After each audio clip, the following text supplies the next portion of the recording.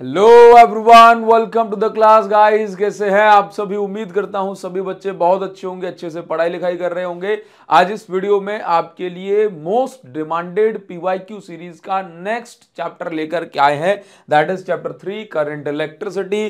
तो भाई सभी बच्चों को पीवाईक्यू सीरीज जरूर से फॉलो करनी है। जो बच्चा पीवाईक्यू सीरीज को मेरे साथ फॉलो करेगा उस बच्चे को एग्जाम में बस ये नजर आएगा कि हाँ भाई ये क्वेश्चन तो मैं कर चुका हूं सर के साथ, ठीक है। क्योंकि देखो मैं आपको बता दूं कि जो इस तरह के पैटर्न जो क्वेश्चंस जो है पिछले बार पूछे गए थे पिछले 5-7 सालों में, सेम उसी टाइप के पैटर्न अभी भी पूछे जाएंगे। बस थोड़ा सा चेंज हो सकता है, क्योंकि हर बार मैं आपसे बार बार कहता हूं कि ऐसा नहीं होता कि 100% प्रीवियस ईयर से ही आ जाए। उसके लिए आपको थोड़ा सा नया भी करना पड़ता है, नए क्वेश्चंस को प्रैक्टिस करना भी जरूरी है।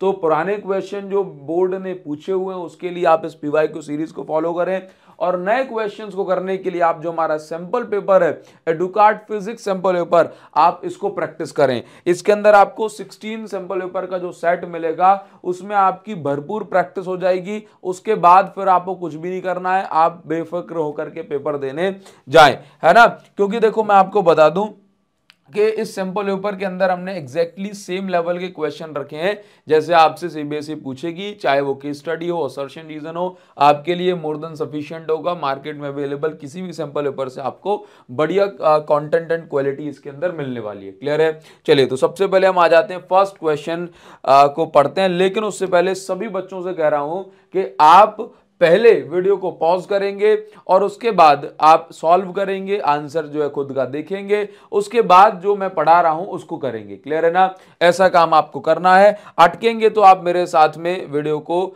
देख सकते हैं, ठीक है। चलिए तो पहले तो हर बच्चे को ये करना है, खुद से सॉल्व करना है क्वेश्चन को। देखो क्या दिया हुआ है क्वेश्चन में। आपको बताना चाहूंगा कि हमेशा जब भी आप क्वेश्चन को पढ़ें तो अगर उसमें डायग्राम बनता है तो उस डायग्राम को जरूर से बनाएं।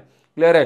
ठीक, डायग्राम बनने से जो हमारी विजुअलाइजेशन है ये बढ़िया होती है, ठीक, और बहुत सारा जो क्वेश्चन है वो आसान हो जाता है। देखो पहला क्वेश्चन सीबीएसई ने 2023 में, ये 2023 में पूछा हुआ है।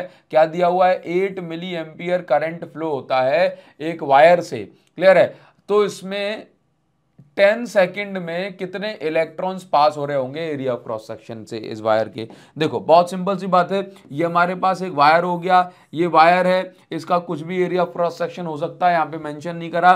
कह रहा है कि भाई 10 सेकंड में इस वायर से कितना करंट फ्लो हो रहा है? 8 मिली एम्पियर। तो भाई ये बताओ कि इस एरिया ऑफ क्रॉस सेक्शन से 10 सेकंड में कितना चार्ज फ्लो हुआ होगा, यानी कितने नंबर ऑफ इलेक्ट्रॉन्स फ्री हैं, कितने नंबर ऑफ इलेक्ट्रॉन्स पास हुए हैं। देखो नंबर ऑफ इलेक्ट्रॉन्स कितने पास हुए हैं, फॉर्मूला सिंपल मेरे पास ये होता है I is equal to Q by T. Clear है? अब करंट कितना? 8 मिली एम्पियर, मिली है तो 10⁻³ लगा दिया। चार्ज की जगह Q इज इक्वल टू होता है NE, और टाइम कितना दिया? 10 सेकेंड। अगर मैं यहाँ पर इसका क्रॉस मल्टीप्लाई कर दूं तो ये आ जाएगा 8 × 10⁻²। n नंबर ऑफ इलेक्ट्रॉन्स मुझे निकालने हैं। इसके अलावा चार्ज ऑन इलेक्ट्रॉन की वैल्यू है कितनी है? 1.6 × 10⁻19 कूलम। क्लियर है? जल्दी सॉल्व करो, आंसर बताओ। इसको कैंसिल करेंगे तो 5 आ जाएगा, इसको कैंसिल करेंगे 10⁻17 आ जाएगा। ये -17 जब इस साइड पहुंचेगा ऊपर जाकर के ये प्लस का 17 हो जाएगा। तो ये इतने नंबर ऑफ इलेक्ट्रॉन्स पास हो गए इस एरिया ऑफ क्रॉस सेक्शन से। तो आप इसका स्क्रीनशॉट ले सकते हैं, टेलीग्राम पे इसके नोट्स मैं आपको भेज दूंगा। तो इसका आंसर क्या हो जाएगा? बी। क्लियर है? सभी बच्चों को खुद से एक बार पहले जरूर सॉल्व करना है, उसके बाद आप इसको आगे बढ़ाएंगे, ठीक। चलिए आगे हम बढ़ेंगे। नेक्स्ट क्वेश्चन जो दिया जा रहा है आपको वो क्या है, जरा देखो। एकदम सिंपल सा रद्दी सा क्वेश्चन है, बट ये भी सीबीएसई ने 2023 में पूछा हुआ है। तो आप देखो एकदम फॉर्मूला बेस्ड क्वेश्चन भी आते हैं। जिस बच्चे को फॉर्मूला याद है उसका जो छोटे छोटे क्वेश्चन है वो आराम से बना सकता है। एक कंडक्टर है जिसकी रेजिस्टेंस कितनी है? 10 ओम। चलो मैं यहाँ पे बना देता हूँ। ये एक कंडक्टर है, इसकी रेजिस्टेंस कितनी है? 10 ओम। आगे क्या कहा जा रहा है कि इसको एक 6 वोल्ट की बैटरी से कनेक्ट कर दिया, 6 वोल्ट की बैटरी से कनेक्ट कर दिया। रेजिस्टेंस कितनी है? 10 ओम। तो ये किसकी वैल्यू है? आर की। ये किसकी वैल्यू है? वी की। आगे क्या कहा जा रहा है? The power supplied. भाई पावर सप्लाइड का फॉर्मूला बताओ जरा। पावर सप्लाइड का पावर का फॉर्मूला क्या होता है? पावर का फॉर्मूला वोल्टेज के टर्म्स में क्या, देखो पावर इज इक्वल टू क्या होता है? वी आई होता है, ठीक। अगर यहां पर क्वेश्चन में वोल्टेज दिया हुआ है और रेजिस्टेंस, तो हम क्या करेंगे? आई की जगह वी अपॉन आर लिख देंगे। तो फॉर्मूला बन जाएगा पावर का V² अपॉन आर। इसके बाद power is equal to V square की वैल्यू 3 3 जा 36 6 6 जा 36 हो गई, और आर की जगह 10 ओम हमें इस वायर की रेजिस्टेंस दी हुई है। तो यहाँ पर पावर का जो फॉर्मूला बन गया कितना हो गया 3.6 और ये वॉट। ठीक है, एकदम ही सिंपल है, एकदम सिंपल है। तो ये आपका आंसर हो जाएगा इसका। चलिए नेक्स्ट हम देखते हैं क्वेश्चन नंबर 3। तो क्वेश्चन नंबर 3 में क्या दिया हुआ है, ध्यान से पढ़ो, एकदम सिंपल फॉर्मूला बेस्ड क्वेश्चन है। एक पोटेंशियल डिफरेंस 200 वोल्ट मेंटेन करा जा रहा है अक्रॉस 100 ओम रेजिस्टेंस। ठीक, number of electrons passing through it in 1 second. बहुत सिंपल सा क्वेश्चन है। देखो क्या कहा जा रहा है कि आपके पास एक, मान लेते हैं कि एक कंडक्टर होगा, ये आपके पास एक कंडक्टर है। ठीक है, इस कंडक्टर की रेजिस्टेंस कितनी है 100 ओम मान लेते हैं। ठीक, इसकी बैटरी जो है कितनी वोल्टेज की लगाई है 200 वोल्ट की, यहाँ पर आपने एक बैटरी कनेक्ट करी हुई है। क्या निकालना है, नंबर ऑफ इलेक्ट्रॉन्स। बहुत सिंपल सा फॉर्मूला है, I is equal to Q by T, same है। ठीक है, बस बार I की जगह आप क्या लिख दो V अपॉन आर, बस हो गया। Q की जगह क्या लिख दो NE अपॉन टी। क्लियर है, देखो V कितना है 200, R कितना है 100, N निकालना है, E कितना है 1.6 10 टू द पावर -19। ठीक है, अपॉन टाइम कितना है 1 सेकेंड। कैंसल वैंसल करेंगे तो कितना आएगा, यहाँ पे देखो 100 से कटेगा तो ये आ जाएगा 2। क्लियर है, इसके बाद क्या है, ध्यान से देखिए, अपॉन में पहुंच जाएगा 1.6 10 to the power -19 is equal to में आ गया n। जब ये हम इसको कैंसिल करेंगे 1.6 से, जब ये कैंसिल होगा तो आ जाएगा 1.25। ठीक, कैंसिल करके देख लो जरा, 20 है और नीचे 1.6 मतलब 16 है, डेसिमल हटाया तो 20 बन गया। कैंसिल करो 16 और उसके बाद यहाँ बचा 4, डेसिमल आया, ये 16 दूनी 32। ठीक है, और उसके बाद जो है ये 5 टाइम्स और कट जाएगा, into 10 to the power minus का 19 ऊपर जाके प्लस का 19 हो जाएगा, और ये आ गई नंबर ऑफ इलेक्ट्रॉन्स की वैल्यू। ठीक है, देखो फॉर्मूला बेस्ड क्वेश्चन है ना, ये भी सीबीएसई ने 2023 में पूछा हुआ है। क्लियर है, तो ये आपका हो गया। ठीक है, अलग अलग जो पेपर्स आ जाते हैं उसमें आपको देखने को मिल जाएगा। ठीक, इसके बाद नेक्स्ट क्वेश्चन एकदम बेकार सा कहूंगा, लेकिन कॉन्सेप्चुअल क्वेश्चन, रद्दी सा क्वेश्चन है, ये सैंपल पेपर में पूछा गया क्वेश्चन है। चलिए इस क्वेश्चन में क्या दिया जा रहा है, ध्यान से देखते हैं। देखो स्पेसिफिक रेजिस्टेंस की बात कर रहा है। स्पेसिफिक रेजिस्टेंस या रेजिस्टिविटी दोनों एक ही चीज होती हैं, ये मटेरियल पे डिपेंड करती हैं। ये किस पे डिपेंड करती है, मटेरियल पे। टेम्परेचर बढ़ाने से रेजिस्टिविटी हालांकि बढ़ती है, लेकिन यहाँ पर टेम्परेचर की कोई बात नहीं कर रहा है। तो क्या कह रहा है कि स्पेसिफिक रेजिस्टेंस यानी कि रेजिस्टिविटी जो है ये एक कॉपर की रॉड है, तो कॉपर की रॉड की रेजिस्टिविटी एक थिन कॉपर वायर की रेजिस्टिविटी के कंपैरिजन में कैसी होगी। तो आपको समझना है कि एक्चुअल में दोनों मटेरियल तो सेम है। अब मटेरियल सेम है तो रेजिस्टिविटी भी सेम होगी, क्योंकि जो रेजिस्टिविटी है ये length area of cross section पे डिपेंड नहीं करती। ठीक, तो इसका आंसर क्या हो जाएगा, ये आंसर हो जाएगा इसका सी, सेम रहेगी, रेजिस्टिविटी सेम रहेगी, है ना। चलिए इसके बाद नेक्स्ट क्या है, नेक्स्ट है क्वेश्चन नंबर 5। क्वेश्चन नंबर 5 में देखो इसका आंसर आपको बताना है, इसका आंसर आपको एक बार ट्राई करना है। ठीक, फॉर फिर इससे आगे पीछे वाली चीजें भी मैं आपको बता देता हूं।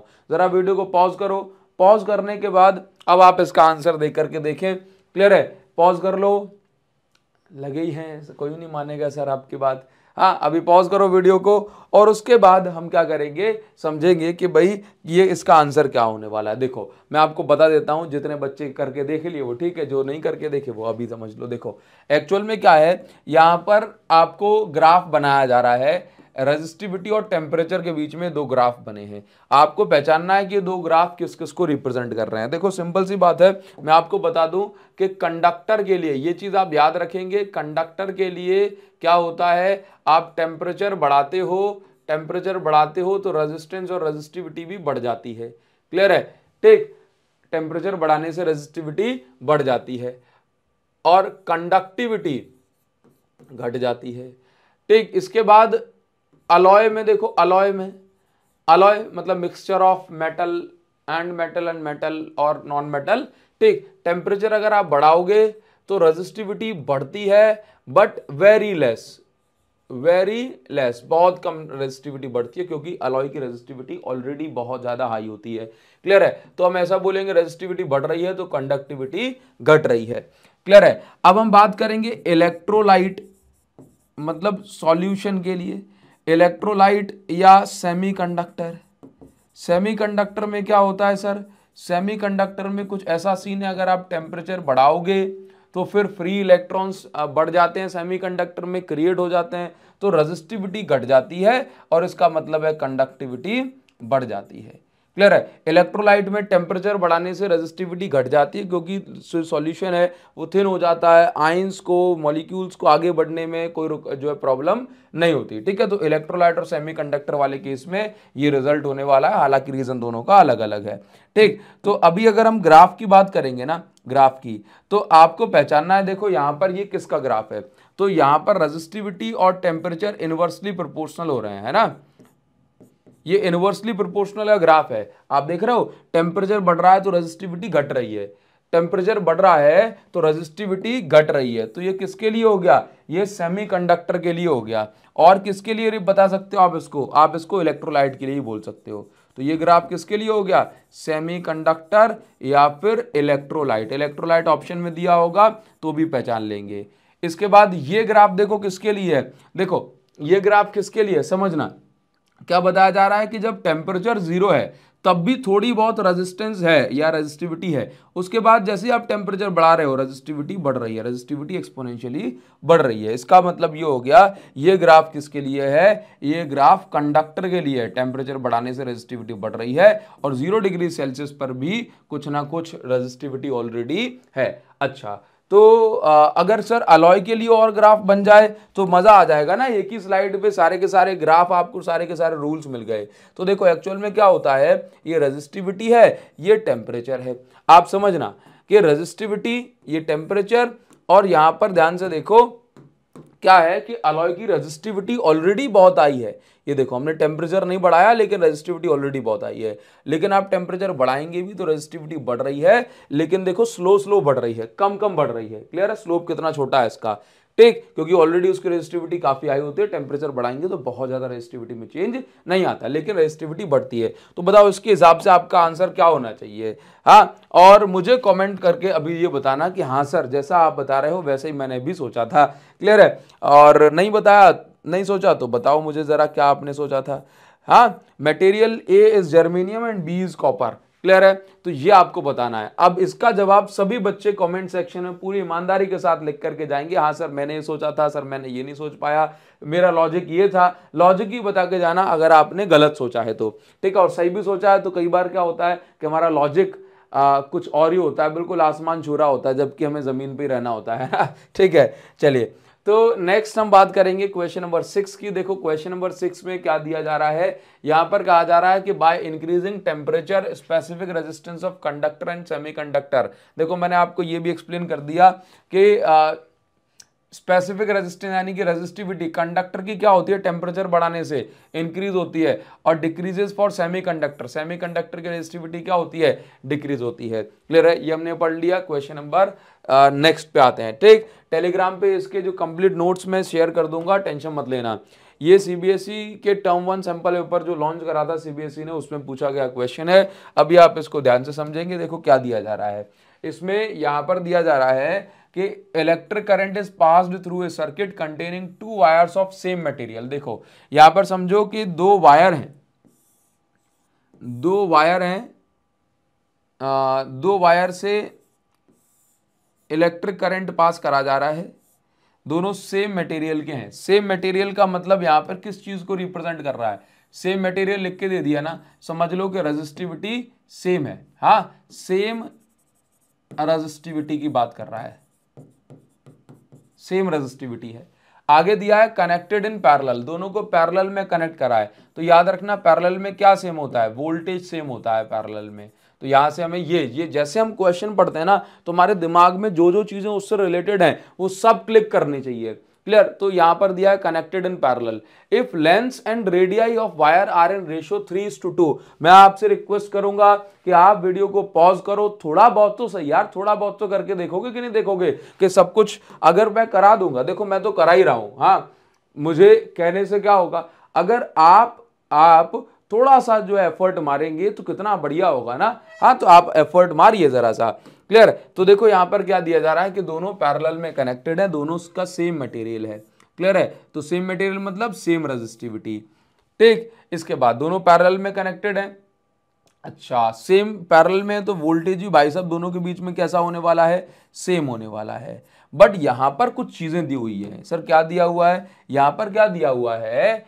The lengths and radius are in ratio of 3:2 and 2:3। इसका मतलब ये हो गया कि दोनों की अगर हम लेंथ का रेशियो निकालें, किसका? लेंथ का रेशियो L1/L2 करें तो लेंथ का रेशियो कितना है? 3:2। बस देखो बच्चे घबराए ना, क्या करना है आपको? आपको बस इतना करना है, आप क्वेश्चन पढ़ो, डायग्राम बनाओ और जो लिखा है उसको साथ में लिखते जाओ। ऐसा कई बार बच्चे करते हैं, एक बड़ा सा क्वेश्चन देके घबरा गए भाई साहब, ये दिक्कत वाली बात है। आपको क्या करना है? आप क्वेश्चन पढ़ेंगे, डायग्राम बनाओ, क्वेश्चन पढ़ो, उसके हिसाब से जो दिया जा रहा है उसको साथ साथ में लिखो, घबराओ मत। ठीक, चलिए ये दिया हुआ है। इसके बाद क्या दिया है? रेडियस का रेशियो क्या है? रेडियस का रेशियो दिया है R1/R2 इज इक्वल टू 2/3। अच्छा, अब देखो थोड़ा सा आप प्रैक्टिस करोगे तो आपको पता पड़ जाएगा कि एक्चुअल में क्या है कि यहां पर ना करंट का रेशियो निकालना है।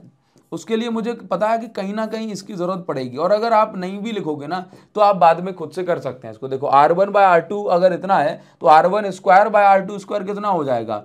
4/9 हो जाएगा। हो जाएगा? ठीक है। इसके बाद क्या करना है? इसके बाद आपको यहां पर देख लो जरा क्या दिया हुआ है। आपको दिया हुआ है then ratio of current passing through the wire will be, मतलब आपको I1/I2 निकालना है। I1/I2 निकालना है। ठीक है सर, मैं निकाल लूंगा। कैसे निकालेंगे? देखो बहुत सिंपल सी बात है। अगर मैं आपसे ऐसा बोलूं कि I1/I2 निकालना है तो फॉर्मूला क्या होगा? V1, देखो I इज इक्वल टू क्या होता है? V/R। तो I1 की वैल्यू क्या हो गई? V/R1। भाई वोल्टेज तो दोनों के लिए कॉमन है तो V1 तो बोलूंगा नहीं। ठीक है, I2 की वैल्यू क्या हो जाएगी? I2 की वैल्यू हो जाएगी V/R2। अगर मैं इसको पलट दूंगा तो बताओ मुझे ईमानदारी से, क्या ये ऐसा नहीं बन जाएगा? R2/V बन जाएगा। बिल्कुल सर, बिल्कुल बन जाएगा। तो हम क्या करेंगे? यहां से ये कट जाएगा। I1/I2 हम निकाल रहे हैं। ठीक है, R2 का फॉर्मूला क्या है? रो L2/A2, यही है। ठीक, R1 का फॉर्मूला क्या है? रेजिस्टेंस का फॉर्मूला रो L1/A1, यही है। बताओ जरा, अगर मैं इसको ऊपर पलट दूंगा, क्योंकि ये R2/R1 है, तो अगर मैं इसको ऊपर ले जाऊंगा तो ये कुछ ऐसा नहीं बन जाएगा? A1 पहुंच गया ऊपर अपॉन रो L1 सॉरी, हाँ जी ठीक है, ये ऐसा बन गया ना। देखो पहले कैसा था? ये पहले ऐसा था। ठीक, अब ऊपर चला जाएगा तो ये पलट जाएगा, है ना? तो ये कुछ ऐसा हो जाएगा।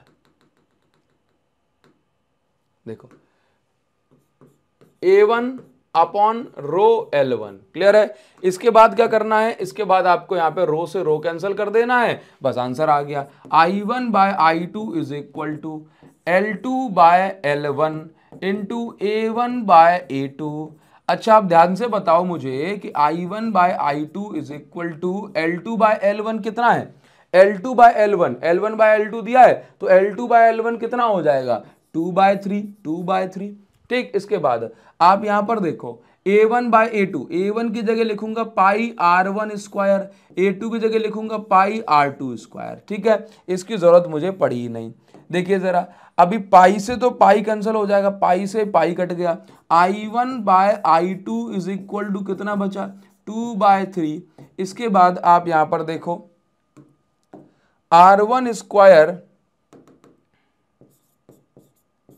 अपॉन R2 से, जरूरत पड़ गई है, जरूरत पड़ गई। देखो यहाँ पे कितना? 2 का स्क्वायर 4 और इसकी जगह 9। अच्छा, R1²/R2² कितना हो गया? 4/9। तो अगर मैं यहाँ पर I1/I2 की वैल्यू देखना चाहूं तो कितनी हो जाएगी? ये I1/I2 की जो वैल्यू हो जाएगी दैट इज योर 4 2 जा 8 एंड 9 3 जा 27। तो 8/27 ये किसकी वैल्यू हो गई? I1/I2 की वैल्यू। किसकी वैल्यू हो गई? I1/I2 की। ठीक है, ईमानदारी से सभी बच्चे मुझे बताएंगे कि हाँ सर मैंने यही आंसर निकाल दिया था आपके निकालने से पहले, आपका तो स्लो हुआ है। ठीक है, देखो मैं समझाते हुए तो चल रहा हूं आपको, क्लियर है। चलिए तो यहां पर ये क्वेश्चन नंबर 7 आपका हो गया फिनिश। और इस टाइप के क्वेश्चन सीबीएसई ने बिल्कुल जो है पूछे जाएंगे, ठीक, और वो पूछेगी भी। आगे बढ़ जाते हैं। अब मैं बोल दिया है ना, टेलीग्राम पे सेंड कर दूंगा आपको इसके पीडीएफ बना करके प्रॉपर।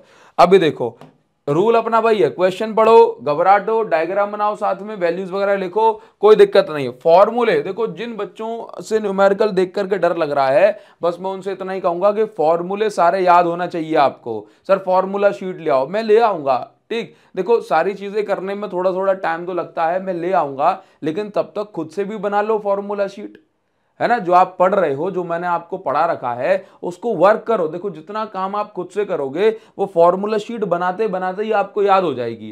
कहीं से निकाल के कॉपी पेस्ट कर लोगे तो याद करने के लिए ऐसे तो बुक में भी लिखा रखा है ना, थोड़ी सी मेहनत अपन को भी करनी है ना। इसको आप बुरा ना माने, और बस काम के बाद कह रहा हूं आपकी, देखो अदरवाइज आपको यूट्यूब पर सारी चीजें मिल ही रही हैं, है ना। अब मेन चीज यह है कि हम उसको यूटिलाइज कर पा रहे हैं या नहीं कर पा रहे। तो आपको थोड़ा सा काम, जैसे आप फॉर्मूला शीट बना रहे हो ना खुद से, तो बनाते बनाते में ही आपको याद हो जाएंगी, है ना। तो इसलिए आप करें, बाकी मैं आपके लिए बिल्कुल लेकर के आऊंगा सारी चीजें, है ना, लेकिन उसमें टाइम लग जाएगा बच्चों। देखो तो यहां पर नेक्स्ट क्वेश्चन जो है, यहां पर क्या दिया जा रहा है, क्वेश्चन नंबर 8, एक कांस्टेंट वोल्टेज है is applied between two ends of a uniform metallic wire. Heat H is developed in it if another wire of same material. चलो आप पूरे क्वेश्चन को पढ़ के तो भाई साहब थोड़ा सा गड़बड़ सी हो जाती है ना, तो हम क्या करेंगे कि पहले हम एक डायग्राम बना लेते हैं। एक यूनिफॉर्म क्रॉस सेक्शन वाला एक हमारे पास वायर है, ठीक है। चलिए यहां पर देखो क्या दिया जा रहा है कि कांस्टेंट वोल्टेज हमने अप्लाई करा है, यानी कि वोल्टेज नहीं बदल रहा है। आगे दिया हुआ है कि यूनिफॉर्म वायर है, अभी इसमें कितनी हीट ये प्रोड्यूस करता है, एच हीट प्रोड्यूस करता है। अगर हम आगे दिया हुआ है क्वेश्चन में, अगर हम इस वायर की रेडियस को डबल कर दें, इस वायर की रेडियस को डबल कर दें। देखो एक बार और, पहले ये मटेरियल, ये वायर है, इसमें वी वोल्टेज अप्लाई करने से जो भी करंट फ्लो हो रहा है उससे एच हीट डेवलप हो रही है ना, हीट डेवलप हो रही है एच। इसके बाद क्या कह रहा है कि अगर आप इसी वायर की रेडियस को डबल कर दें, मतलब अगर इसकी रेडियस आर है तो आप इसकी रेडियस को R dash is equal to 2r कर दें, क्लियर है। इसके बाद ट्वाइस द लेंथ, देखो कैसे दे रहा है, double the radius twice the length, दोनों को डबल भी तो बोल सकता था if radius and length are doubled, ठीक। लेकिन बस वही है ना कि आपको थोड़ा सा घुमा के दिया जाएगा बस क्वेश्चन, और कुछ नहीं है ना। तो लेंथ को भी क्या कर दिया, ट्वाइस। तो पहले इसकी लेंथ अगर l थी तो इसकी लेंथ को कितना कर दिया, l dash is equal to 2l कर दिया। बताइए जरा, क्लियर है। अभी क्या है, then heat developed in it will be, बोला इसके अंदर हीट कितनी डेवलप होगी। ऑब्वियस सी बात है, अभी वायर ही चेंज हो गया तो हीट तो सेम नहीं होगी। आप एक बार बताओ मुझे, हीट का फॉर्मूला क्या होता है, हीट का फॉर्मूला होता है H is equal to I square R T. I square R T होता है कि नहीं होता, बिल्कुल होता है। अभी जो हीट डेवलप होगी that will be H is equal to H dash is equal to, अब देखो जब वायर चेंज हो गया रेजिस्टेंस भी चेंज हो जाएगी, रेजिस्टेंस चेंज हो जाएगी तो ऑब्वियस सी बात है करंट भी चेंज होगा। आई डैश स्क्वायर क्या बनेगा, आई स्क्वायर की जगह आई डैश स्क्वायर, आर टी की जगह आर डैश टी। टाइम के बारे में उसने कुछ कमिटमेंट नहीं करी है कि टाइम बदला है, कम हो रहा है, तो हम टी को कांस्टेंट ही मानेंगे। अभी हमें क्या है कि आई डैश की बात करते हैं, लेकिन उससे पहले देख लेते हैं थोड़ा सा क्या जो है इसमें गड़बड़ घोटाला हो सकता है। H dash is equal to, current का फॉर्मूला क्या होता है, V अपॉन आर, यही होता है। करंट का फॉर्मूला क्या होता है, V अपॉन आर। चलो तो एक काम हम करते हैं, पहले जो नई रेजिस्टेंस जो है उसको निकाल लेते हैं। देखो तो न्यू रेजिस्टेंस जो आर डैश है वो कितनी होने वाली है, ध्यान से देखो। आर डैश का formula rho L by A होता है, तो हमने लिखा rho L dash by A dash. इसके बजाय रो एल डैश की जगह 2l और ए डैश की जगह यहां पे हम लिखेंगे पाई आर डैश का स्क्वायर, ठीक है, पाई आर डैश का स्क्वायर रो, और ये 2l पाई आर डैश का स्क्वायर करेंगे, इसकी वैल्यू क्या है 2r है, तो ये हो जाएगा 4r। कितना हो जाएगा, 4r स्क्वायर। तो R dash is equal to कितना आ गया भाई साहब, देखो जरा, ये आ गया रो इंटू ये 2 को साइड में कर दिया, रो इंटू एल अपॉन 4 को साइड में कर दिया, बचा पाई आर स्क्वायर। ठीक, तो हम इसको फिर से ऐसे लिख सकते हैं, ध्यान से देखो, 2/4 को हमने सॉल्व करा तो 1/2 आ गया, rho L upon pi R square को हम क्या लिखेंगे, ए लिखेंगे, है ना। तो आप यहां पर देखो कि R dash is equal to कितना आ गया, 1/2 और दिस इज आर, तो R dash is equal to कितना हो गया, r/2। भाई आर डैश की वैल्यू कितनी हो गई, r/2, तो आई डैश कितना हो जाएगा, आई डैश, भाई करंट का फॉर्मूला क्या है, वोल्टेज अपॉन रेजिस्टेंस, तो I dash is equal to voltage, क्योंकि कैसा है, कांस्टेंट है, वोल्टेज नहीं बदल रहा, तो V अपॉन आर डैश की जगह हम क्या लिखेंगे, r/2, 2 पलट के चला जाएगा ऊपर, तो V अपॉन आर क्या होता है, I, तो I dash is equal to क्या आ गया, 2I। दैट मीन्स यहां पर अगर मुझे स्क्रीनशॉट ले सकते हैं आप इसका, दैट मीन्स मैंने यहां पर ये पता कर लिया कि इसकी रेजिस्टेंस कितनी होगी, इसमें करंट कितना फ्लो होगा। क्लियर है, तो आर डैश की वैल्यू r/2 आ गई, रेजिस्टेंस हो गई आधी और करंट हो गया डबल। स्क्रीनशॉट ले सकते हैं। अभी हम क्या करेंगे, नई हीट निकालनी है, H dash is equal to I dash square into I dash square into R dash into T. ठीक, तो H dash is equal to I dash की जगह क्या लिखा है, 2I का स्क्वायर, आर डैश की जगह क्या लिखा है, r/2 और t की जगह t लिखा हुआ है। ठीक है, H dash is equal to, ये आ गया मेरे पास, देखो ये आ गया मेरे पास 4I स्क्वायर, यहाँ पे आ गया r, यहाँ पे आ गया t और नीचे वाला 2 लिखा हुआ है एज इट इज। इसको कैंसिल करेंगे तो H dash is equal to ये आ जाएगा 2I स्क्वायर RT। क्लियर है, अब इसके बाद H dash is equal to 2 और ये जो वैल्यू ये किसकी है, H की है। दैट मीन्स आप यहां पर देख सकते हैं कि यहां पर ये हमने क्या कर दिया है। बच्चे गड़बड़ी कहां करते हैं वो मैं आपको बता रहा हूं, बच्चे गड़बड़ी यहां करते हैं कि रेजिस्टेंस की वैल्यू को तो वो चेंज कर देते हैं, लेकिन ये ध्यान नहीं दे पाते कि करंट की वैल्यू भी चेंज हो जाती है रेजिस्टेंस चेंज होने से। ठीक है, क्योंकि यहाँ पे वोल्टेज तो कांस्टेंट है। तो आप इसका स्क्रीनशॉट ले सकते हैं और उसका करेक्ट आंसर कौन सा हो जाएगा, फिर बच्चों बताओ जरा कौन सा हो जाएगा। और ये जो है इसका करेक्ट आंसर हो गया। जिन बच्चों ने सही आंसर दिया है उनको मिलेगी मेरी साइड से एक खट्टी टॉफी। ठीक है, तो आप यहाँ पर ये क्वेश्चन नंबर 8 आप इसका स्क्रीनशॉट ले सकते हैं।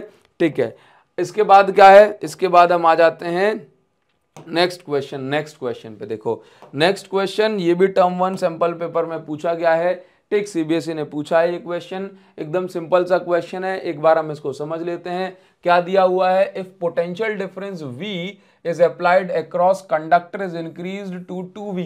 बोला जा रहा है कि यदि पोटेंशियल डिफरेंस को V से बढ़ा के 2V कर दिया जाए, आगे क्या दिया जा रहा है, keeping the temperature constant, temperature को कैसा रखा जाए, टेम्परेचर को रखा जाए कांस्टेंट। देखो मैं कैसे कर रहा हूं, जितना पढ़ रहा हूं उतना लिख भी ले रहा हूं ताकि मेरे दिमाग में वैल्यूज जो है रख जाएंगी। ठीक, आगे दिया है drift velocity of free electron conductor will be, बोले ड्रिफ्ट वेलोसिटी पूछ रहा है कंडक्टर की क्या होगी। देखो ड्रिफ्ट वेलोसिटी का फॉर्मूला क्या होता है, ड्रिफ्ट वेलोसिटी का फॉर्मूला होता है E टाउ अपॉन m, ये फॉर्मूला होता है।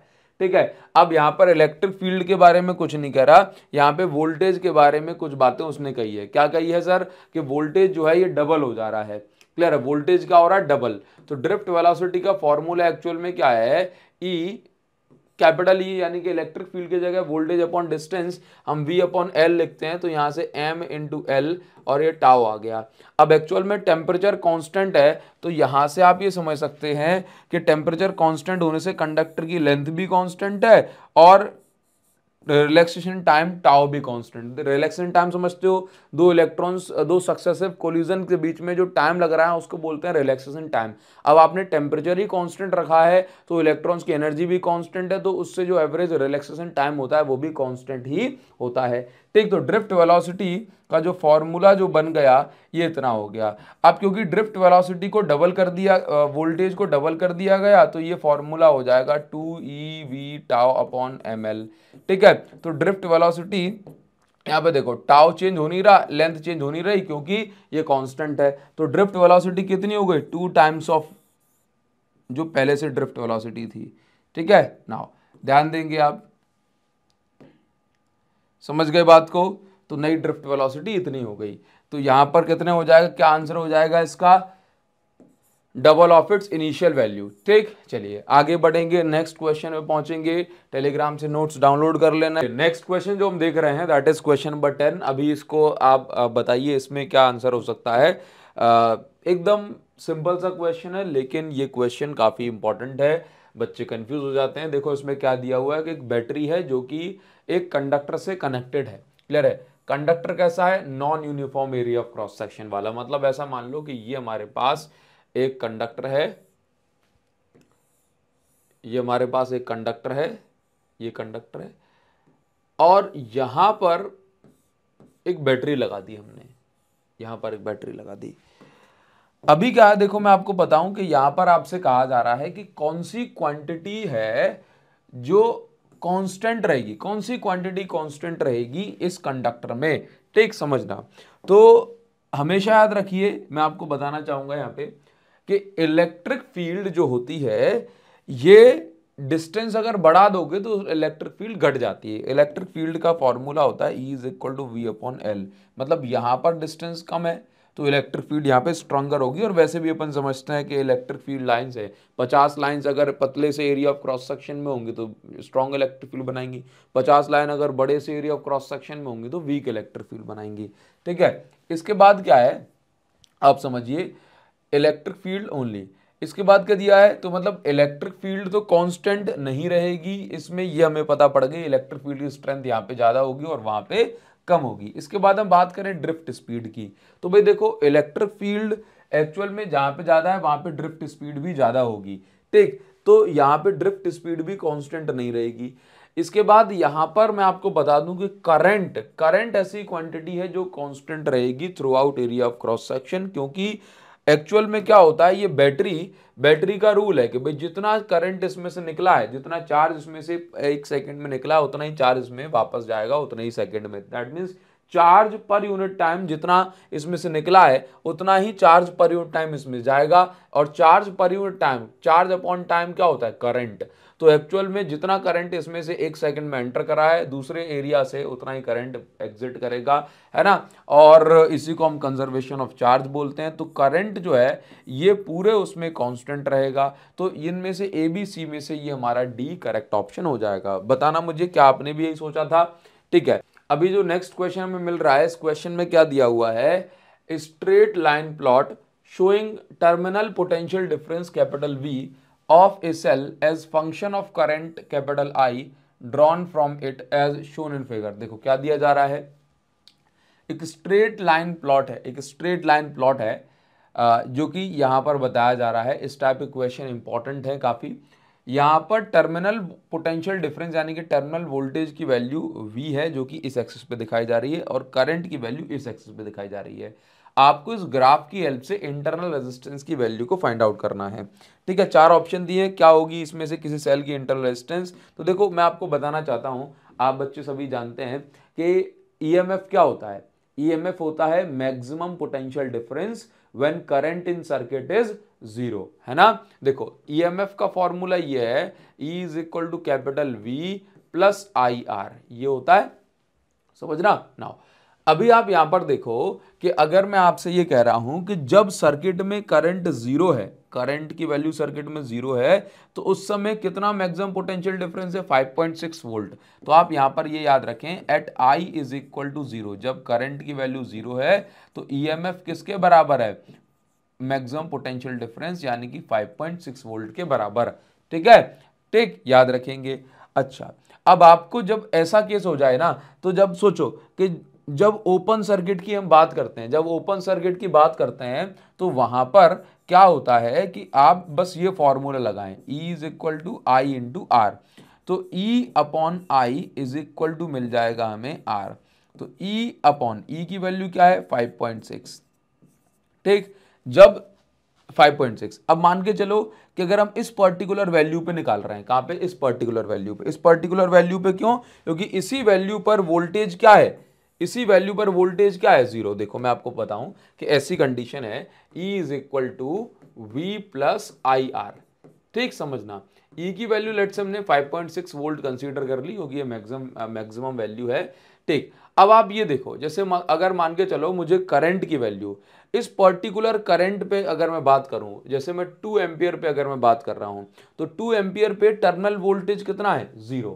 ठीक, आप यहां पे लिख भी सकते हैं एट, या मैं यहां लिख सकता हूं फॉर 2 एम्पियर करंट V कितना है, V है 0। ठीक, तो आप यहां पर, और E की वैल्यू हमेशा फिक्स होती है, EMF तो हमेशा एक सेल का फिक्स होता है। ठीक है, तो कितना आ गया, ओनली कितना बचेगा, I इंटू आर। E की वैल्यू है 5.6 वोल्ट, I की वैल्यू है 2, R हमें निकालना है, तो यहां से R कितना आ जाएगा, 2.8 ओम, 2.8 ओम। क्लियर है, तो यहां पर ये हमारे पास 2.8 ओम ये हो गया। ठीक है, उम्मीद करता हूं ये आपको समझ में आया होगा। ठीक, 2.8 ओम ये हमारा करेक्ट आंसर हो गया।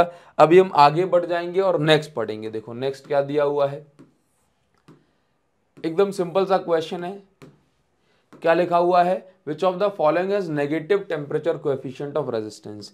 Negative temperature coefficient of resistance क्या होता है, देखो मैं आपको बता दूं, टेम्परेचर आपने बढ़ाया, टेम्परेचर बढ़ाने से अगर रेजिस्टेंस या रेजिस्टिविटी जैसे बढ़ जाती है, रेजिस्टिविटी और रेजिस्टेंस दोनों की बात कर लेता हूं, टेम्परेचर बढ़ाने से अगर रेजिस्टिविटी बढ़ जाती है तो फिर टेम्परेचर कोएफिशिएंट ऑफ रेजिस्टेंस जिसको हम अल्फा बोलते हैं ये पॉजिटिव होता है।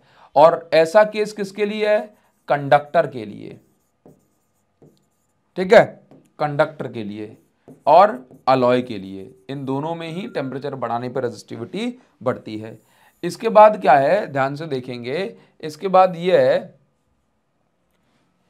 कि टेम्परेचर अगर आप बढ़ाओ और रेजिस्टिविटी घट जाए तो टेम्परेचर कोएफिशिएंट ऑफ रेजिस्टेंस जो होता है जिसको हम अल्फा बोलते हैं ये नेगेटिव होता है। और ये किसके लिए है, यह सेमीकंडक्टर के लिए, यह सेमीकंडक्टर के लिए और इलेक्ट्रोलाइट के लिए,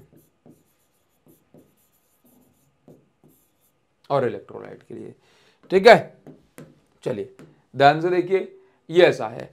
तो यहां पर अब इसके हिसाब से आंसर क्या होगा, आप मुझे बता सकते हैं कि negative temperature coefficient of resistance किसके लिए है, सेमीकंडक्टर के लिए। बाकी मेटल अलॉय के लिए, मेटल और अलॉय के लिए कैसा है, पॉजिटिव है।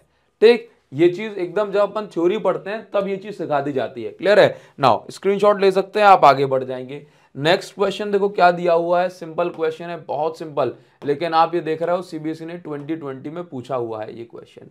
क्लियर है, हाँ अच्छे और बड़े बड़े क्वेश्चन ही मिलेंगे आपको, घबराओ मत, है ना। ये पार्ट 1 चल रहा है, पार्ट 2 में आपको और अच्छे क्वेश्चंस पढ़ा देंगे। क्लियर है, देखो calculate the number of units of electricity used in bulb. देखो मैं आपको बता दूं कि जब भी ऐसा पूछा जाए कि कितनी यूनिट खर्च हो गई हैं तो मैं आपको बता दूं 1 kilowatt hour is equal to 1 unit कहा जाता है। एक घंटे में अगर 1 किलोवाट पावर कंज्यूम हो गई है ना तो उसको हम बोलते हैं 1 यूनिट। तो देखो यहाँ पर क्या है कि 100 वाट का बल्ब है, 100 वाट का बल्ब है और ये 5 आवर तक जो है चलता है।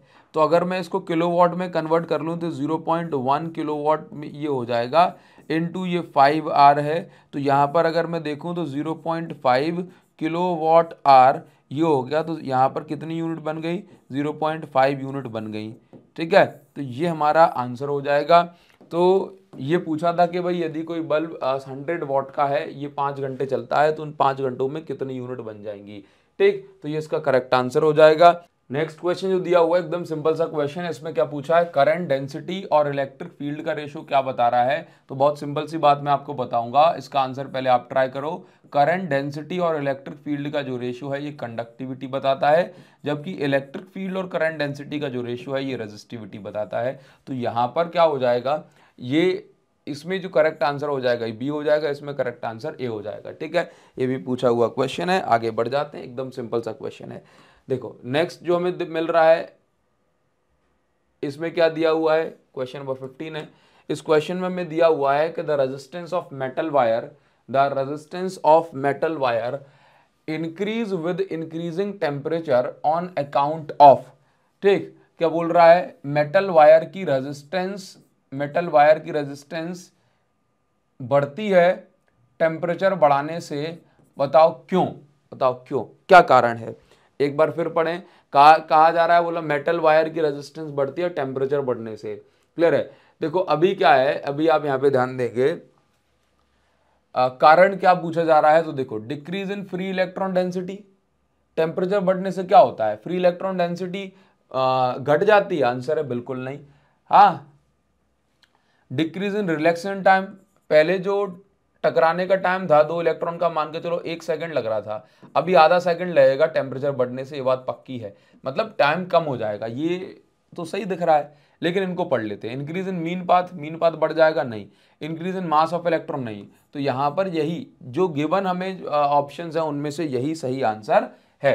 क्लियर है। तो रेजिस्टेंस की क्यों बढ़ जाएगी, क्योंकि रिलैक्सेशन टाइम घट जाएगा, है ना, जल्दी जल्दी कोलिजन होगा, जल्दी जल्दी कोलिजन होगा। ठीक, 15 का आंसर ये हो जाएगा।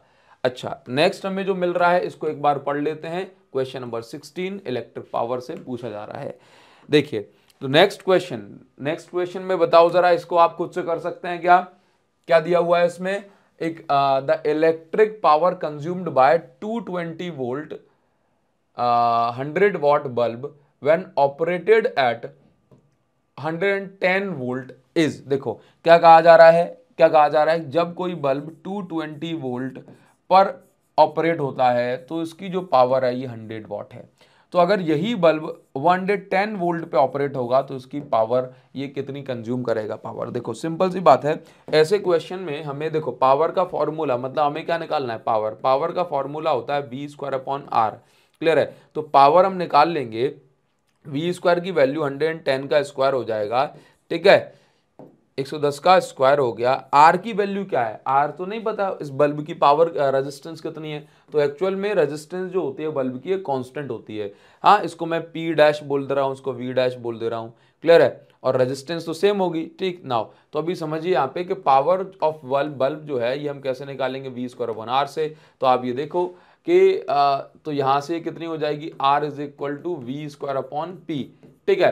तो जब ये 220 वोल्ट पे चल रहा था, 220 वोल्ट पे, है ना, तो पावर कितनी थी, 100 वॉट। इसको सॉल्व करेंगे तो ये आ जाएगा आपका रेजिस्टेंस 484 ओम। ठीक है। तो यहां पर आप इसकी वैल्यू पुट कर दें 484 ओम। ठीक है, 484 ओम इसकी वैल्यू पुट कर देंगे तो P डैश जो नई पावर है वो आपको मिल जाएगी। कितनी मिलेगी देख लेते हैं। अगर मैं इसको 11 से कैंसिल कर रहा हूँ 484 को, तो देखो 11 से कैंसिल करने पे ये 44, ठीक है।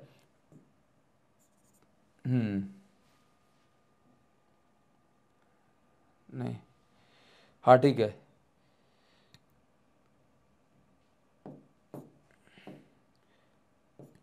4 बचा, 4 आ गया। ठीक, तो ये 44 हो गया। इसका मतलब ये हो गया कि अगर मैं इसको 11 से कैंसिल करूँ 10 बचेगा, इसको 11 से कैंसिल करूँगा ये 44 बचेगा।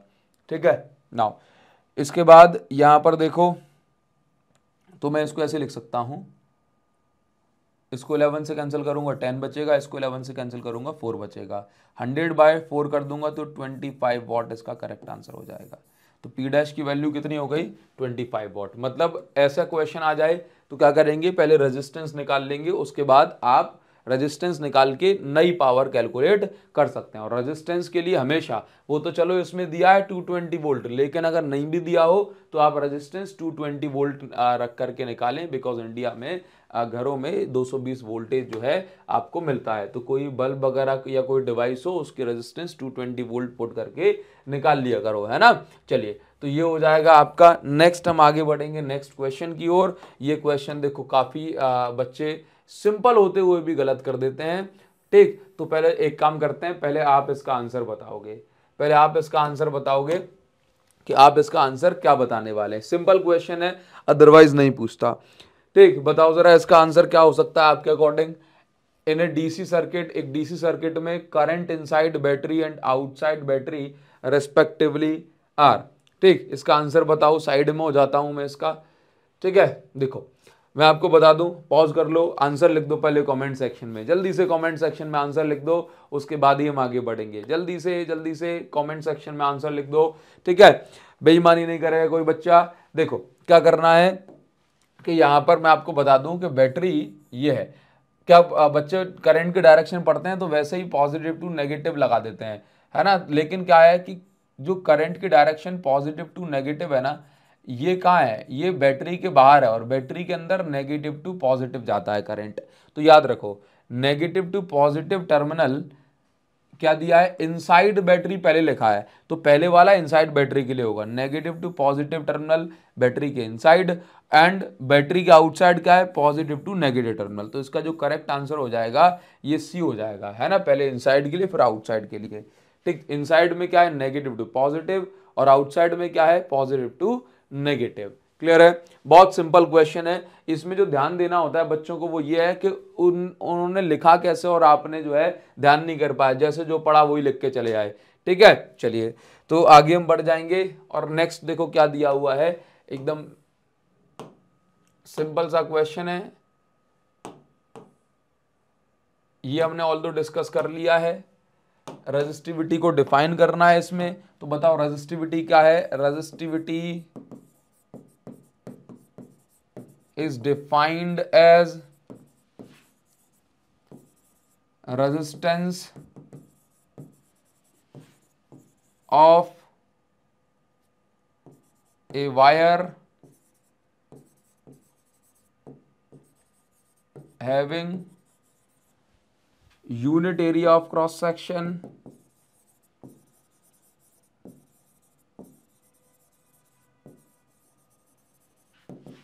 And unit length.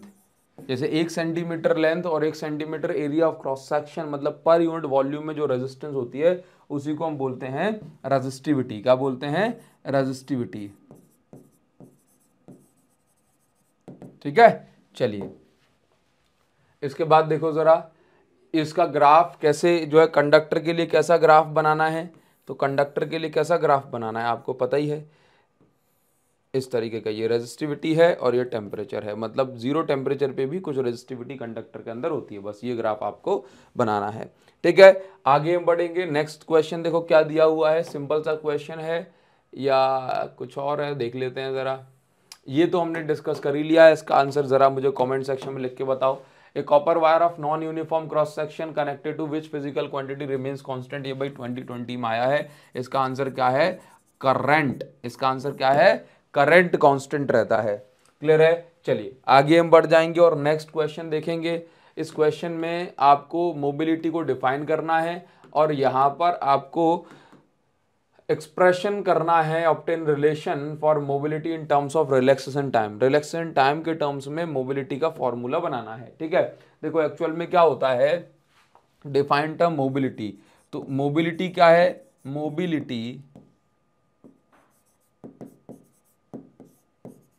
it is the ratio of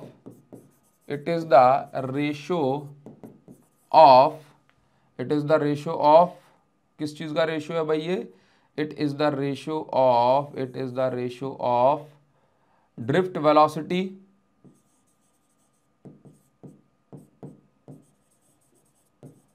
या चलो मैं ऐसे बोल देता हूं, it is defined as drift velocity per unit electric field. ठीक है, ये ड्रिफ्ट वेलोसिटी मतलब आप जानते हैं इलेक्ट्रिक फील्ड अप्लाई करने से इलेक्ट्रॉन्स ड्रिफ्ट करते हैं, तो कितनी इलेक्ट्रिक फील्ड अप्लाई करने पे कितनी ड्रिफ्ट हमें मिल रही है, इसी को हम बोलते हैं मोबिलिटी। मोबिलिटी को म्यू से रिप्रेजेंट करते हैं, drift velocity per unit electric field. Clear है, इसी को टाउ वगैरह के रिस्पेक्ट में बताना है तो mu is equal to V D की जगह हम लिखते हैं ई टाउ अपॉन एम, और यहाँ पे लिखा हुआ है दिस ई। ठीक है, यहाँ से ई कट जाएगा, ई टाउ अपॉन एम ही लिखते हैं ना ड्रिफ्ट वेलोसिटी को।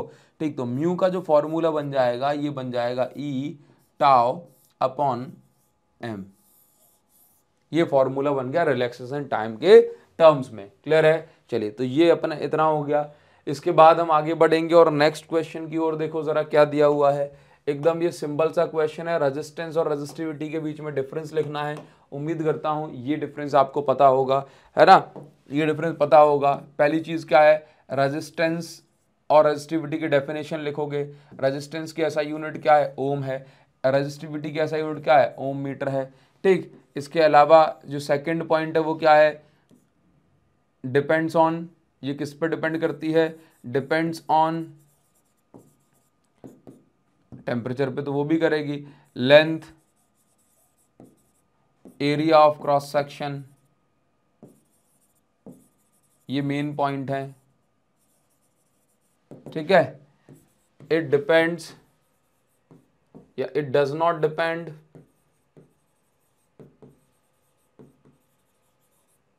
लेंथ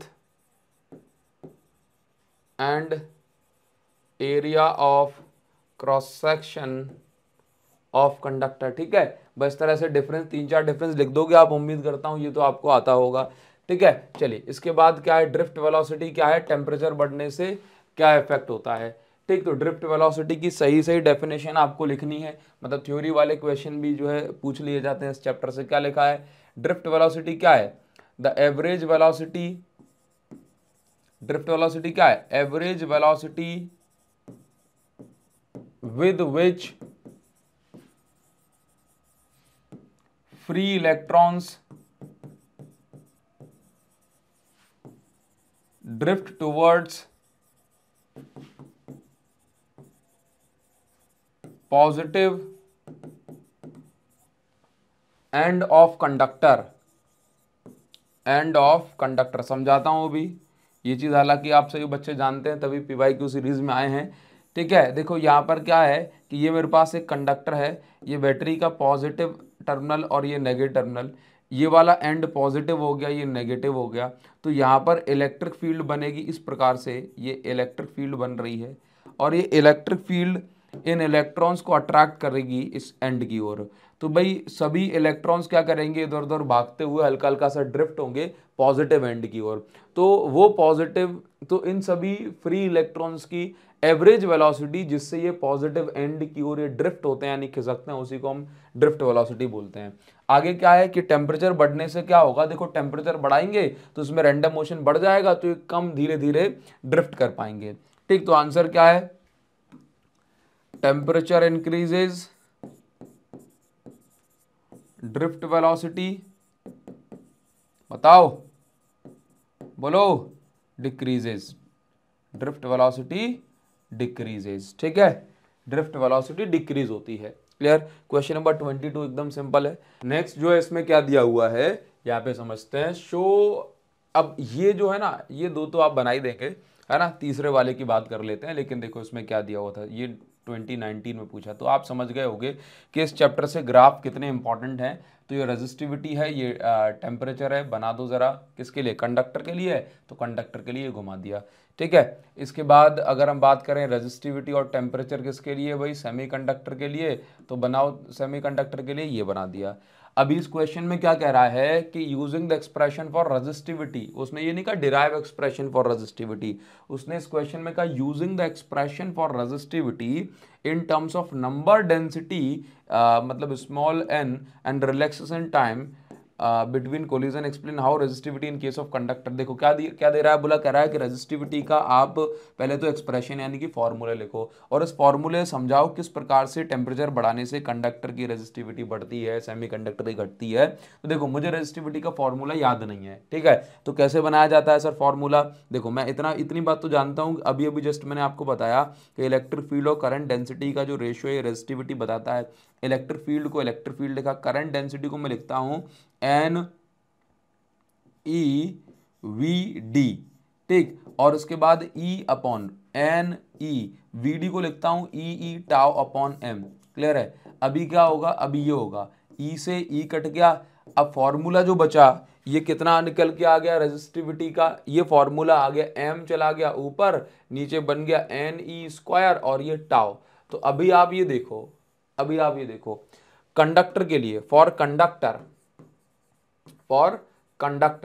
कंडक्टर के लिए क्या होगा, टेम्परेचर बढ़ाने से रिलैक्सेशन टाइम डिक्रीज हो जाता है, ठीक है, और फ्री इलेक्ट्रॉन्स जो होते हैं ये बढ़ जाते हैं, ठीक है। बात समझना, फ्री इलेक्ट्रॉन्स क्या हो जाते हैं, बढ़ जाते हैं। लेकिन आप समझो कि फ्री इलेक्ट्रॉन्स कंडक्टर के अंदर ऑलरेडी बहुत ज्यादा थे, तो उनके बढ़ने से जो इफेक्ट है वो क्या होगा, वो हम उसको मैं कहूँगा उनके बढ़ने से जो इफेक्ट है वो बहुत ज़्यादा नहीं पड़ेगा, ठीक है, लेकिन रिलैक्सेशन टाइम में घटने से इफेक्ट बहुत ज़्यादा पड़ेगा। ये दोनों टर्म्स तो कांस्टेंट है, तो इस प्रकार से आप ये देखेंगे रिलैक्सेशन टाइम डिक्रीजेज, तो आप यहाँ पे लिख भी सकते हैं for conductor on increasing temperature, समझो on increasing temperature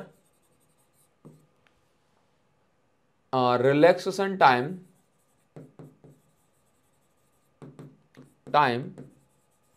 decreases, relaxation time decrease होता है, and number of free electron, या स्मॉल एन को मैं क्या बोलूंगा, फ्री इलेक्ट्रॉन डेंसिटी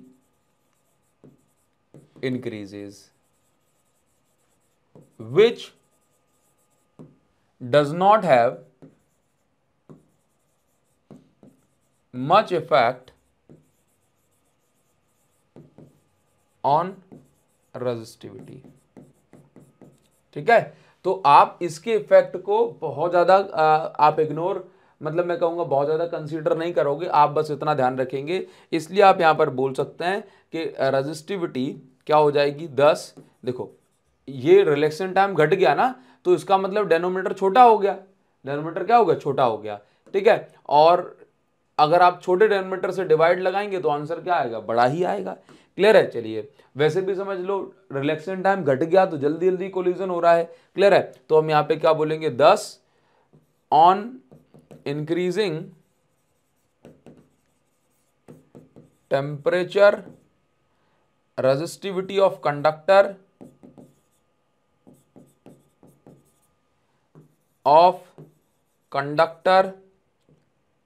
इंक्रीजेज। ठीक है, जबकि टेम्परेचर बढ़ने से क्या होता है, टेम्परेचर बढ़ने से जो फ्री इलेक्ट्रॉन्स हैं ये सेमीकंडक्टर के अंदर क्रिएट होते हैं। इसके अंदर पहले से ही बहुत सारे फ्री इलेक्ट्रॉन्स थे कंडक्टर के अंदर, तो थोड़े बहुत और बन जाएंगे तो उससे बहुत इफेक्ट नहीं पड़ेगा। लेकिन सेमीकंडक्टर में क्या है, सेमीकंडक्टर में तो स्टार्टिंग में फ्री इलेक्ट्रॉन्स होते नहीं है, टेम्परेचर बढ़ाएंगे तब जाकर के फ्री इलेक्ट्रॉन्स बनेंगे। ठीक है, तो यहां पर आप ये देखेंगे कि in semiconductor on increasing temperature free electrons are created, thus resistivity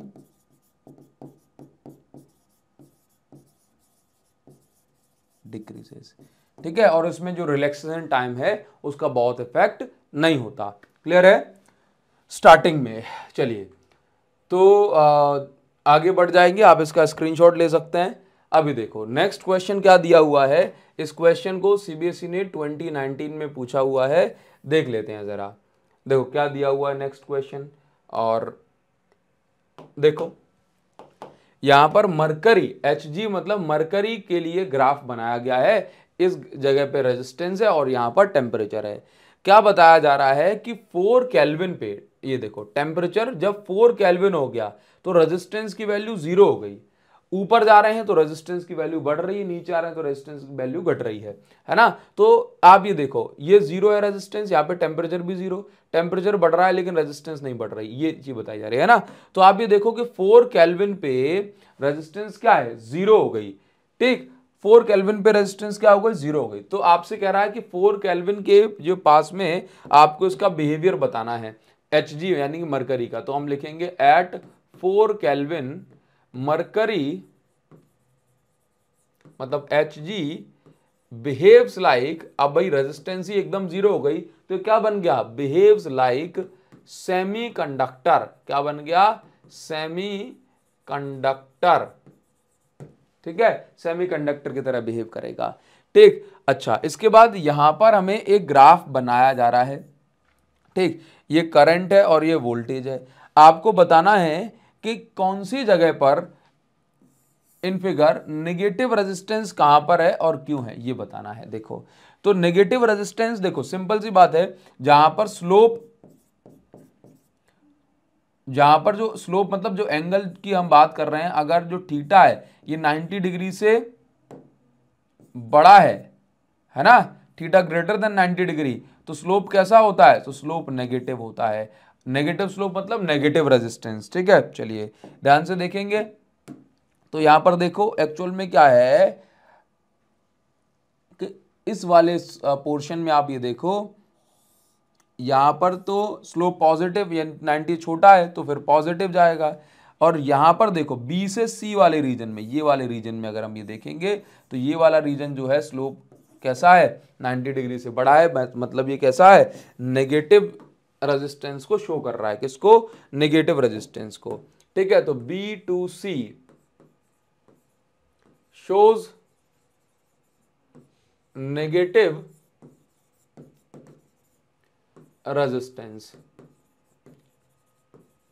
because आप यहां पे देख रहे हो कि वोल्टेज बढ़ रहा है लेकिन करंट घट रहा है, करंट घट रहा है।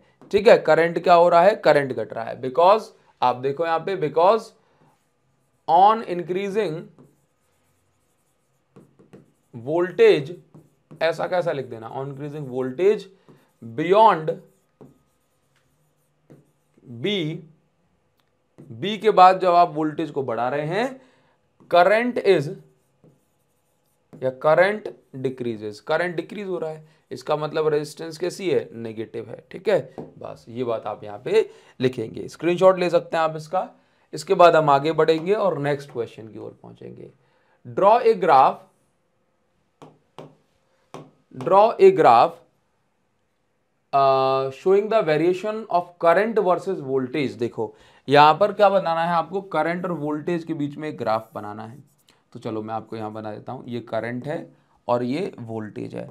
ठीक, किसके लिए बनाना है भाई, in an electrolyte when external resistance is connected. देखो भाई, इलेक्ट्रोलाइट के लिए आपको करंट वर्सेस वोल्टेज का ग्राफ बनाना है जब एक्सटर्नल रेजिस्टेंस यहां पर जोड़ दी जाए। देखो एक्चुअल में क्या होता है मैं आपको बताऊं कि जब आप एक्सटर्नल रेजिस्टेंस जोड़ देंगे तो क्या हो जाएगा, एक्सटर्नल रेजिस्टेंस जोड़ने से आपको वैसे क्या होता है, जो ग्राफ होता है वो ऐसा होता है।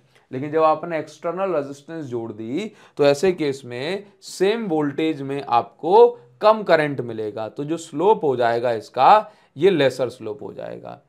ठीक है, तो ऐसा, तो ये देख रहे हो वैसे बीचों बीच जाता, लेकिन देखो यहां पर क्या बताया गया, तो आप यहां पर बोल देंगे ऑन एडिंग एक्सटर्नल रेजिस्टेंस। इसका मतलब क्या है, देखो वोल्टेज जल्दी जल्दी बढ़ रहा है लेकिन करंट धीमे धीमे बढ़ रहा है, क्यों, रेजिस्टेंस बढ़ गई ना। On adding external resistance to the circuit, अगर आप एक्सटर्नल रेजिस्टेंस बढ़ा देंगे तो on increasing voltage to higher value, sorry, हाँ देखो अगर आप एक्सटर्नल रेजिस्टेंस बढ़ा देंगे तो आप ऐसे लिखो इसको, ऑन गेटिंग या to get same amount of current as earlier without external resistance। जब एक्सटर्नल रेजिस्टेंस नहीं थी तो जितना करंट पहले मिल रहा था ना, उतना ही करंट पाने के लिए on to get same amount of current as earlier without external resistance, मतलब बिना एक्सटर्नल रेजिस्टेंस जितना पहले करंट मिल रहा था, मोर वोल्टेज विल बी नीडेड। ठीक है, सो वोल्टेज जल्दी जल्दी बढ़ रहा है, करंट उतनी जल्दी नहीं बढ़ पा रहा है। ठीक है, बस ये चीज आपको समझ में आ गई। यहां पे 10 स्लोप ऑफ कर्व डिक्रीजेस, तो स्लोप क्या हो गया, डिक्रीज हो गया। ठीक है, चलिए स्क्रीनशॉट ले सकते हैं आप इसका।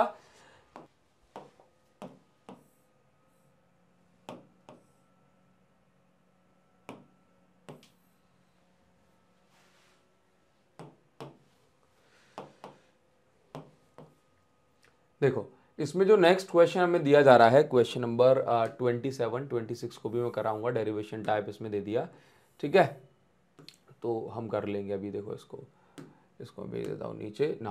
देखो इसमें क्या दिया जा रहा है कि एक जो ये जो ग्राफ है, पहली चीज अभी जो ग्राफ बनाया जा रहा है ये किसका है, ये गैलियम आर्सेनाइड को रिप्रेजेंट कर रहा है, जिसको उन्होंने सिंपल गैलियम एस लिख दिया है ना।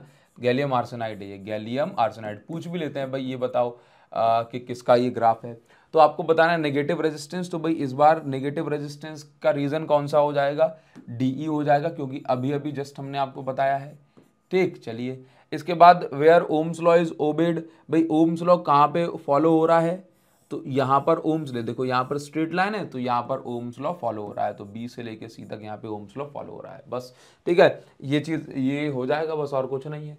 2 पार्ट दे दिए। तीसरे पार्ट में देखो क्या दिया गया है, बढ़िया क्वेश्चन है ये, आपको रिलेशन बताएगा टेम्परेचर रेजिस्टेंस वगैरह के बारे में। देखो क्या दिया जा रहा है, यहाँ पर आपसे पूछ रहा है कि आईवी ग्राफ बना दिया भाई साहब, देखो मैंने, ठीक है, मेटेलिक वायर है, आईवी ग्राफ बनाया गया है, आईवी ग्राफ बनाया गया है 2 डिफरेंट टेम्परेचर के लिए। Which of the temperature is lower and why, कौन सा टेम्परेचर बड़ा है, क्यों।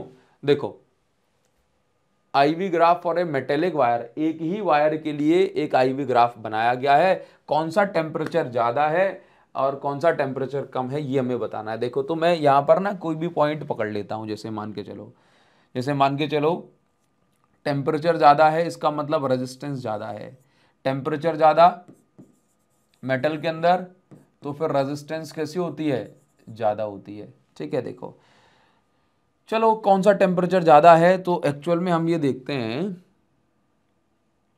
कि अगर मैं रेजिस्टेंस की बात करूं, तो अगर मैं इतने करंट की बात करूं, इतना करंट, दोनों केसेस में, देखो दोनों केसेस में मैं देख रहा हूं, ध्यान से देखो। तो जैसे मान के चलो मैं ये कह रहा हूं कि ये करंट 5 एम्पियर है, ये मैं आपको नॉर्मल चीजें समझा रहा हूं बिल्कुल तरीके से। ये 5 एम्पियर करंट है, तो देखो 5 एम्पियर करंट आपको कितने वोल्टेज में मिला है, लेट से मुझे मिल गया 2 वोल्ट पे, जबकि 5 एम्पियर करंट मुझे यहाँ पे कितने वोल्ट में मिला है, लेट से ये मुझे मिला है 5 वोल्ट पे। इसका मतलब ये है कि किसकी रेजिस्टेंस ज्यादा है, किसकी रेजिस्टेंस ज्यादा है, रेजिस्टेंस इसकी ज्यादा है। इसका मतलब क्या है कि इसकी रेजिस्टेंस कैसी है, ज्यादा है, इसका स्लोप छोटा है, समझो, ध्यान दो, ध्यान से समझो कि एक्चुअल में क्या बताया जा रहा है कि अब मैं आपको जो फिजिकल जो फॉर्मूला है वो भी बता रहा हूं, टेंशन मत लो। देखो मैं आपको इसका अर्थ समझाने की कोशिश कर रहा हूं कि आप ये समझो कि इस पॉइंट पे जब 5 एम्पियर करंट की हमने बात करी है, तो यहां पर पहले वाले टेम्परेचर की बात करूं तो 5 एम्पियर करंट मुझे 2 वोल्ट पे मिल गया, जबकि जब टेम्परेचर T2 हुआ तो 5 एम्पियर करंट के लिए मुझे 5 वोल्ट तक लगाना पड़ा। इसका मतलब है कि T2 टेम्परेचर ज्यादा है और T1 टेम्परेचर कम है, कारण कि T2 टेम्परेचर ज्यादा हुआ तभी तो रेजिस्टेंस बढ़ी, तभी तो रेजिस्टेंस बढ़ी, है ना, ये चीज समझो, क्लियर है। अदरवाइज क्या होता, आपको कम उसमें ज्यादा करंट मिल जाता, कम वोल्टेज में ज्यादा करंट मिल जाता। तो आप यहां पे समझो कि VI ग्राफ में, VI ग्राफ का जो स्लोप होता है V Y एक्सिस पे और I X एक्सिस पे, इस ग्राफ का स्लोप ज्यादा है तो रेजिस्टेंस ज्यादा होगी, ठीक है। तो वो वाला टेम्परेचर भी ज्यादा होगा जिसका स्लोप ज्यादा है, जिसका स्लोप ज्यादा है। लेकिन अगर करंट को दिखा दिया y एक्सिस में और वोल्टेज को दिखा दिया x एक्सिस में, तो इसका मतलब पता है क्या है कि अगर स्लोप ज्यादा है तो रेजिस्टेंस कम है और टेम्परेचर भी कम है, ठीक है।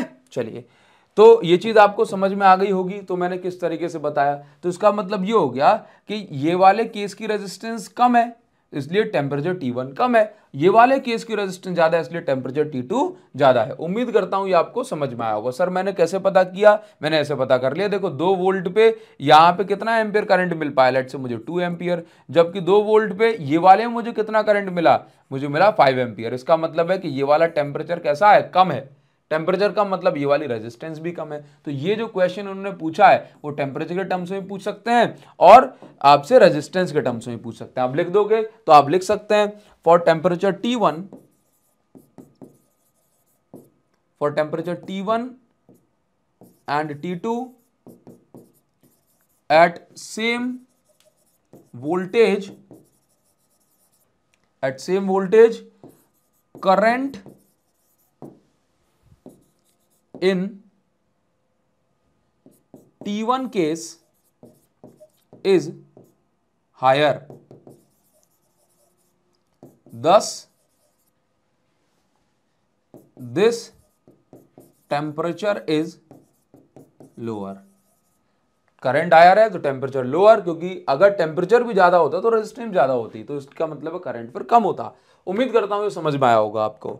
अभी हम आगे बढ़ जाएंगे और नेक्स्ट जो क्वेश्चन है हमें क्या मिल रहा है जरा इसको देखते हैं। देख लो जरा, नेक्स्ट क्वेश्चन एकदम सिंपल क्वेश्चन है, ठीक है, देखते हैं।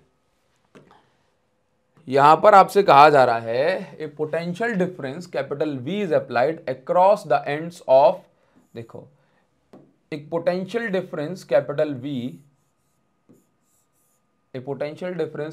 V is applied across the ends of copper wire. Potential difference capital V apply कर रहे हैं कॉपर वायर के एंड्स पे। इसकी लेंथ कितनी है, लेंथ है L, डायमीटर कितना है, डायमीटर है D, ठीक।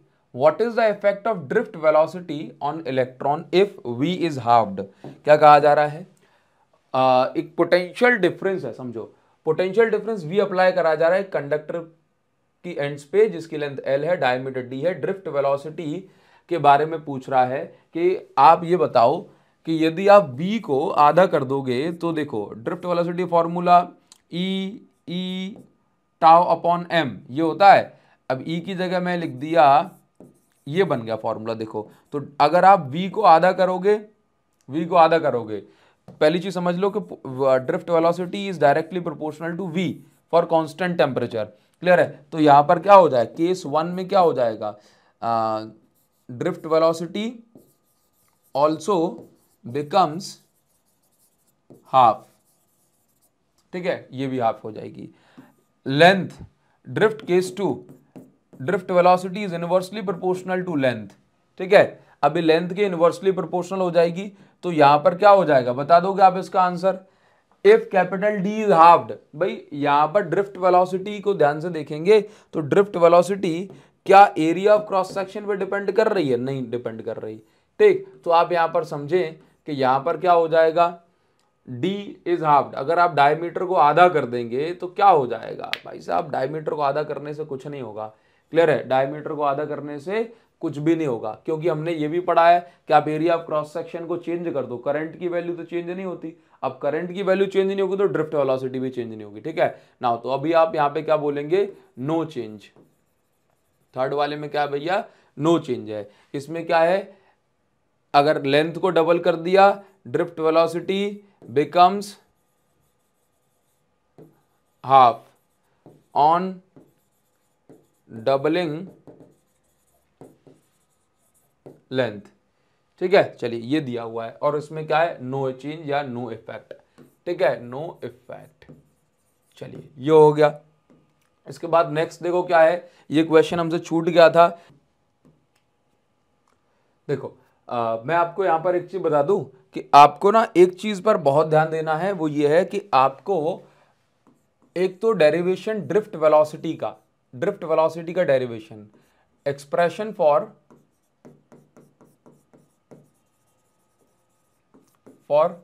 ड्रिफ्ट वेलोसिटी, ये बहुत अच्छे से कर लेना है, ठीक।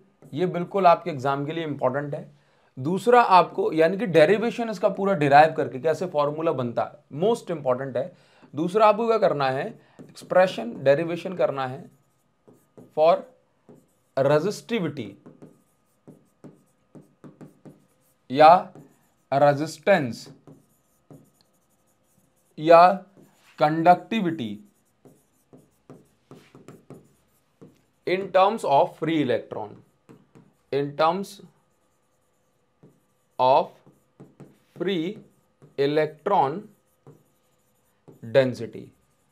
ये जो है ना, ये अच्छे से कर लेना है। मतलब मैं आपसे ये कहूंगा कि ये तो आपका मोस्ट इंपॉर्टेंट क्वेश्चन है, ठीक है। अब इसी में घुमा घुमा के पूछ लेंगे कि भाई इलेक्ट्रिक फील्ड और फ्री इलेक्ट्रॉन डेंसिटी का क्या रिलेशन है, इलेक्ट्रिक फील्ड और करंट डेंसिटी का क्या रिलेशन है, ये आपसे पूछ सकते हैं ना।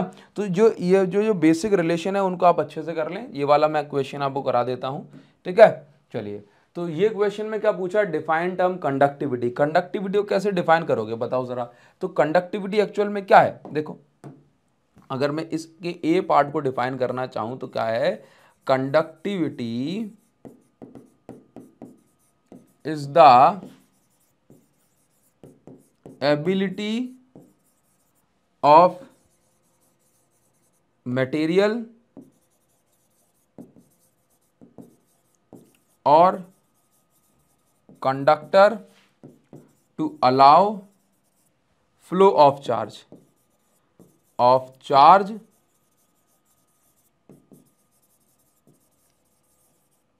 through it, है ना भाई। कौन को उसमें से कितना करंट या चार्ज को अलाउ करता है, उसी को हम बोलते हैं कंडक्टिविटी। ये रेसिप्रोकल का कैसा है, मतलब रेजिस्टिविटी का ये उल्टा है। इट इज रेसिप्रोकल ऑफ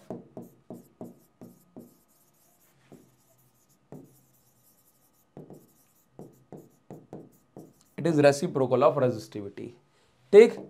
इसके बाद आप ये देखेंगे कि मुझे यहाँ पे क्या करना है, यहाँ पे रेजिस्टिविटी की जो यूनिट है, जैसे मैं ऐसा बोल दे रहा हूँ, कंडक्टिविटी को हम रिप्रेजेंट करते हैं सिग्मा से, तो सिग्मा इज इक्वल टू 1/ρ।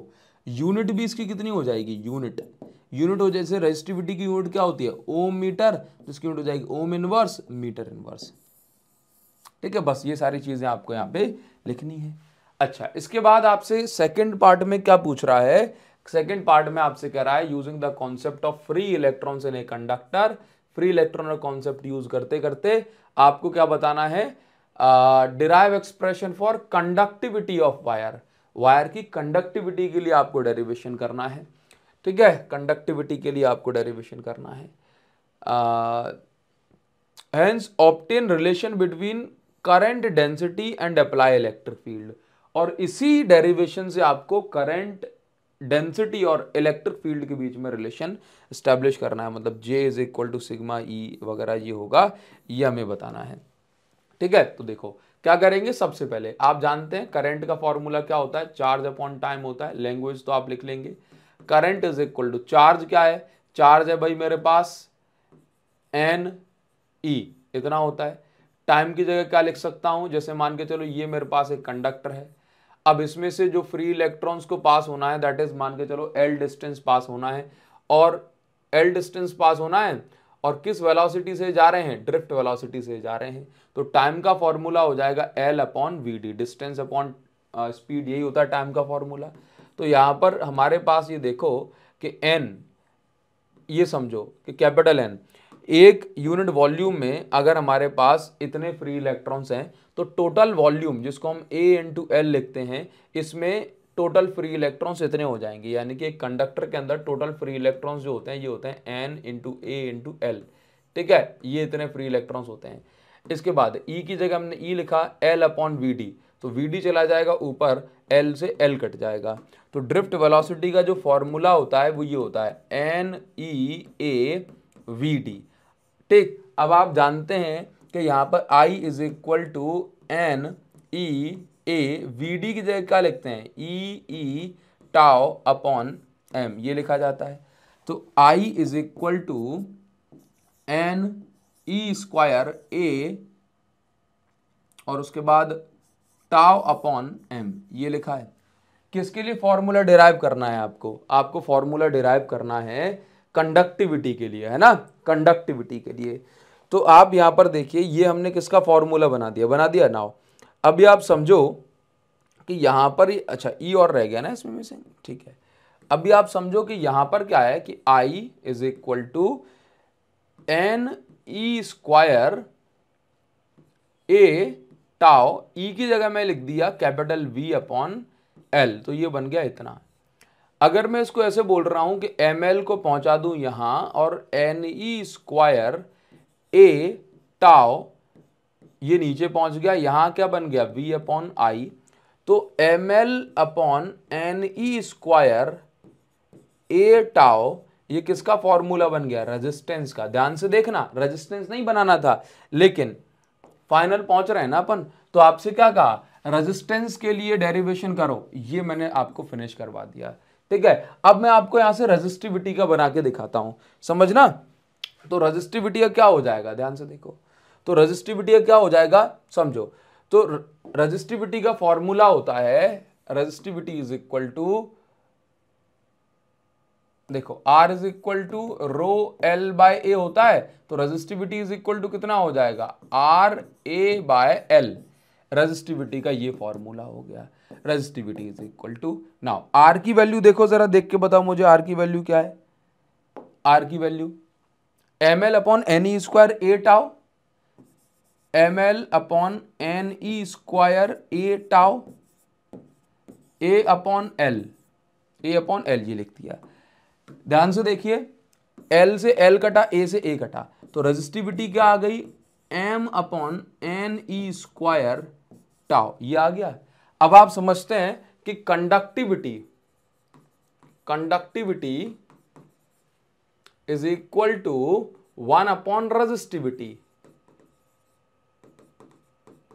ठीक है, कंडक्टिविटी को हम सिग्मा से रिप्रेजेंट करते हैं, रेजिस्टिविटी का उल्टा करेंगे तो ये आ जाएगा एन ई स्क्वायर टाउ अपॉन एम, ये आ गया कंडक्टिविटी का फॉर्मूला। समझना, ये किसका फॉर्मूला आ गया, कंडक्टिविटी का फॉर्मूला। ठीक है, तो ये आपका इस क्वेश्चन का आंसर हो जाएगा, ये हमने ये डिराइव कर दिया, कंडक्टिविटी का फॉर्मूला बना दिया इन terms of number density and relaxation time.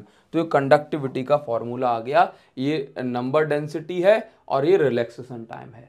ठीक है, चलिए इसके बाद आगे इसमें क्या पूछा गया है, आगे इसमें पूछा गया है obtain relation between current density and applied electric field.